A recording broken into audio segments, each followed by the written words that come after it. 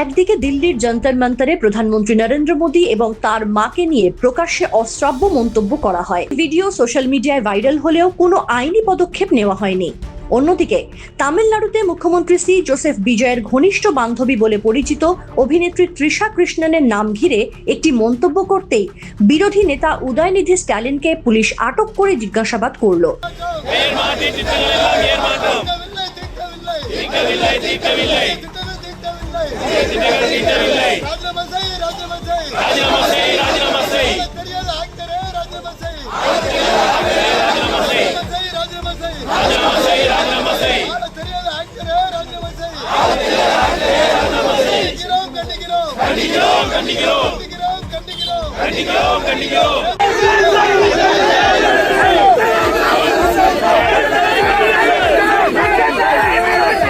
তামিল রাজনীতিতে ঝড় তোলা ঘটনার সূত্রপাত ৩রা অগস্ট সোমবার।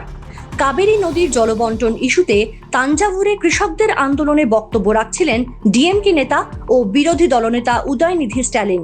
তিনি অভিযোগ করছিলেন কর্ণাটকের কাছ থেকে পর্যাপ্ত জল আনতে ব্যর্থ হয়েছে মুখ্যমন্ত্রী বিজয়ের সরকার। ঠিক সেই সময় জনতার একাংশ স্লোগান দিতে শুরু করে তৃষা তৃষা। দীর্ঘদিন ধরেই অভিনেত্রী তৃষা কৃষ্ণন এবং মুখ্যমন্ত্রী বিজয়ের বন্ধুত্ব নিয়ে নানা জল্পনা রয়েছে। স্লোগান শুনে উদয়নিধি হেসে একটি মন্তব্য করেন। সেই মন্তব্যকে অনেকেই দ্ব্যর্থবোধক এবং অভিনেত্রী তৃষাকে উদ্দেশ্য করে করা বলে ব্যাখ্যা করেন। যদিও সঙ্গে সঙ্গেই উদয়নিধি বলেন তিনি শুধুমাত্র কাবেরীর জল পৌঁছানোর কথাই বলেছেন, অন্য কোনো ইঙ্গিত করেননি। কিন্তু ততক্ষণে সেই ভিডিও সোশ্যাল মিডিয়ায় ছড়িয়ে পড়েছে। মুখ্যমন্ত্রী বিজয়ের দল টিভিকে এবং বিজেপি অভিযোগ তোলে এই মন্তব্য অশালীন এবং নারীর মর্যাদাহানিকর। টিভিকের মহিলা শাখার এক নেত্রী পুলিশের কাছে অভিযোগ দায়ের করেন। এরপর উদয়নিধির বিরুদ্ধে একাধিক ধারায় মামলা হয়। ৪ অগস্ট সকালে চেন্নাইয়ের বাড়ি থেকে তাকে আটক করে তাঞ্জাভুরে নিয়ে যায় পুলিশ।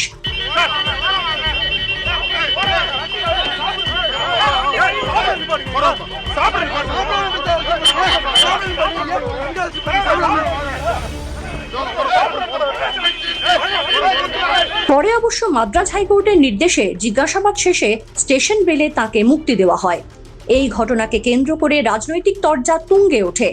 ডিএমকের অভিযোগ কাবেরী ইস্যু থেকে মানুষের নজর ঘোরাতেই রাজনৈতিক প্রতিহিংসার কারণে এই পদক্ষেপ নেওয়া হয়েছে। অন্যদিকে টিভিকে জানায় জনসমক্ষে কোনো নারীকে ঘিরে এই ধরনের মন্তব্য কোনোভাবেই গ্রহণযোগ্য নয়।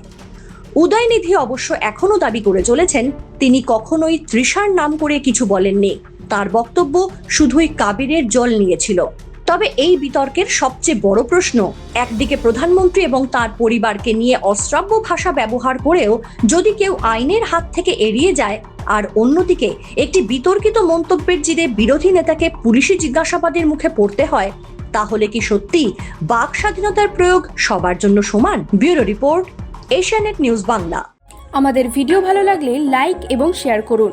কমেন্ট সেকশনে গিয়ে জানান আপনাদের মতামত।